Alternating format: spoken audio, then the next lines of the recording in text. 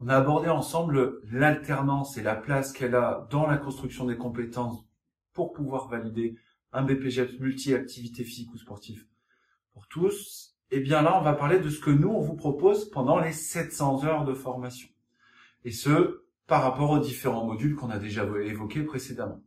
Module A, capacité à gérer et à assurer les sécurités des pratiquants. Qu'est-ce que vous allez pouvoir y faire? Vous allez avoir des temps de pratique spécifiques à chacune des familles d'activités pour connaître les fondamentaux sur la mise en sécurité des publics, la gestion et l'aménagement du matériel, dans le cadre des activités de pleine nature, courses d'orientation, escalade ou encore l'aménagement de l'espace et la gestion du matériel sur tout ce qui est autour de l'entretien et du renforcement musculaire, mais aussi sur la gestion des sports collectifs, activités de duel, des activités jeux sportifs. Dans ce module Sécu, on va parler de la protection des pratiquants, bien évidemment. Alors, on va être amené à évoquer pas mal de sujets. Le premier, on va se rappeler vos différentes prérogatives, ce que vous avez le droit de faire ou pas. On va parler de toute la gestion des équipements sportifs et notamment de ce qu'on doit faire en cas de problème. On va évoquer notamment la protection de l'enfance, que faire face à des jeunes en situation de maltraitance. On va parler des discriminations. On va également parler de tout ce qui va toucher autour de la protection des mineurs, notamment de tout ce qui va être autour des atteintes sexuelles, autour des processus de discrimination qui peuvent s'engager entre des jeunes, entre plusieurs personnes, mais également des processus de radicalisation. Et donc, tous ces contenus sont orientés autour de la gestion des sécurités des publics. On parlera aussi de responsabilité civile, pénale et de pas mal d'autres choses. Deuxième module, le module B, sur le fait d'acquérir des connaissances techniques, pédagogiques pour pouvoir concevoir, animer, mettre en œuvre des cycles de séances d'initiation sur tous les types d'activités physiques et sportives. C'est très simple. Sur les contenus qu'on va aborder, on va parler forcément de pédagogie, ce qu'on appelle chez nous de psychopédagogie. Quelles sont les méthodes pour pouvoir construire une séance, construire un cycle de travail, acquérir des connaissances sur les différentes pédagogies et démarches pédagogiques pour pouvoir construire un cycle, savoir comment quelqu'un apprend à faire des mouvements, ça c'est super important sur les théories de l'apprentissage, parce que j'ai besoin de savoir comment les personnes apprennent pour pouvoir avoir des méthodes et leur enseigner. Et puis, être capable aussi de s'approprier des nouvelles disciplines sportives, avoir des méthodes pour pouvoir bosser en autonomie, pour pouvoir le faire, mais également des techniques pour pouvoir différencier ces pratiques pédagogiques, comment je peux m'adapter au niveau de chacun dans mes séances. Tout ça sur un volume horaire assez conséquent en psychopédagogie. Et puis, à côté de ça, forcément, il va falloir aller découvrir ou redécouvrir des activités physiques et sportives. Alors, parmi les activités jeux sportifs, on va être sur les pratiques de sport collectif, du rugby, du hockey, du basket, du foot, du hand, du tchoukball, du kinball, de l'athlétisme. On va être aussi sur les sports de raquettes, tennis de table, badminton, mini-tennis, activités de duel comme la PTK ou encore des activités sur les jeux d'opposition à travers la pratique du sport pied-point ou encore de l'escrime ou encore de la lutte. Ça fait déjà pas mal. Deuxième typologie activité d'entretien corporel. Là, vous allez apprendre à être capable de diagnostiquer l'état de forme d'une personne, qu'elle soit en pleine forme comme nous ou un petit peu plus âgée, pour pouvoir ensuite programmer un travail sur l'entretien ou le développement de ses capacités. Vous allez travailler autour notamment de la thématique des circuits training que vous connaissez peut-être déjà vous en tant que pratiquant sportif. Comment je fais pour construire mon circuit? Sur quelle qualité je peux le baser pour faire progresser quelqu'un? Et puis vous allez aussi travailler autour des activités sur de l'expression corporelle, activités rythmiques. Comment je fais pour construire un parcours de motricité pour de la petite enfance ou du public senior, ou encore quels sont les basiques, les fondamentaux pour pouvoir animer un cours collectif sur la pratique musicale et de l'initiation, pourquoi pas, à du low impact aérobie ou à d'autres disciplines qui existent dans ce domaine-là. Dernière typologie d'activité, activité de pleine nature.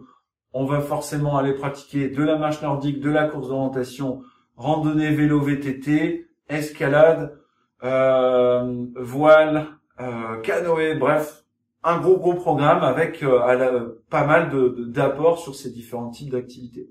Ça, c'est pour le module B. Module C, sur la capacité à communiquer en situation professionnelle, et ben vous allez avoir des cours de communication, prise de parole en public, gestion de conflits, parce que ce sont des choses qu'on va vivre au quotidien. Prendre la parole, ok, devant un groupe de pratiquants qu'on va animer, mais prendre la parole aussi en menée de réunion, ou encore gérer un conflit avec un parent, donc un gros bloc de communication dessus. Puis après, il va y avoir des cours spécifiques sur comment je construis une affiche, comment je fais en sorte d'organiser les éléments visuels et textuels, comment je les choisis pour que mon affiche elle soit pertinente. Même chose pour un flyers.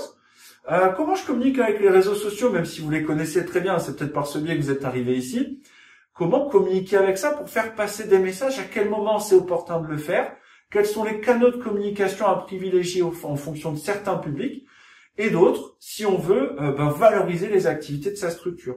On évoquera même comment créer un article et le mettre en ligne sur un site web, en découvrant l'interface notamment WordPress, et puis j'y reviendrai un peu plus dans le détail. On va aussi vous former à l'usage et à la maîtrise d'outils de communication professionnelle, que ça soit la maîtrise d'une boîte mail, d'un drive, la possibilité de travailler sur des documents collaboratifs, de sorte à pouvoir gagner du temps et être plus efficace. Dernier module, module D, capacité à mettre en œuvre un projet d'animation. Là, il va y avoir deux grandes thématiques de cours. Une première thématique qui doit vous amener à pouvoir comprendre comment votre structure, les structures dans lesquelles vous allez aller, fonctionnent. Parce que si je veux y créer un projet, il faut bien que je comprenne les rôles, les missions de chacun, quelles sont les relations avec cette structure-là et les différents partenaires de son environnement extérieur. Comprendre comment, là où mon club de foot se situe au sein de ma ville, quelles sont les relations avec tous les partenaires qui sont autour, que ce soit la commune, la maison de quartier, les entreprises qui sont autour, pour pouvoir être capable d'aller les solliciter et par la suite mettre en œuvre un projet. Donc, la découverte de chacune de ces structures et l'analyse des relations partenariales entre sa structure et celles qui sont autour. Première grosse thématique. Deuxième grosse thématique, la méthodologie de projet. Avec quelle méthode je vais travailler pour pouvoir construire de manière efficace un projet d'animation avec mon public au sein de ma structure. Ça fait pas mal de choses à suivre et à faire sur ces 700 heures. Alors sur ces 700 heures, vous dites, tiens, en termes de pratique sportive, à quoi ça correspond? On est à peu près à 200 sur les 700. Donc grosso modo, sur une semaine de 3 journées de cours, vous avez à minima l'équivalent d'une demi-journée, voire une journée de pratique. Alors attention, chez nous, en formation, BPGEPS, on n'est pas là pour pratiquer, pour faire du sport. On n'est pas là pour consommer de l'activité physique, mais on est là pour y réfléchir, se l'approprier pour pouvoir la mettre en place à des personnes qui vont suivre et vivre ces activités physiques. Donc, on attend de la part des stagiaires, apprentis, une posture non pas de consommateur, mais d'acteur réflexif dans sa formation. Ça, c'est vraiment important. Donc, si vous vous dites, moi, je vais en BPGF, je vais faire du sport tous les jours, vous allez en faire toutes les semaines, mais pas tous les jours, parce qu'un éducateur sportif, c'est surtout un cerveau qui tourne bien. Ça, c'est vraiment important. Que vous dire sur nos méthodes pédagogiques? C'est très simple. Je vous ai parlé de cours. On doit se construire des compétences, et nous, les compétences, on veut qu'elles puissent se construire à travers l'action.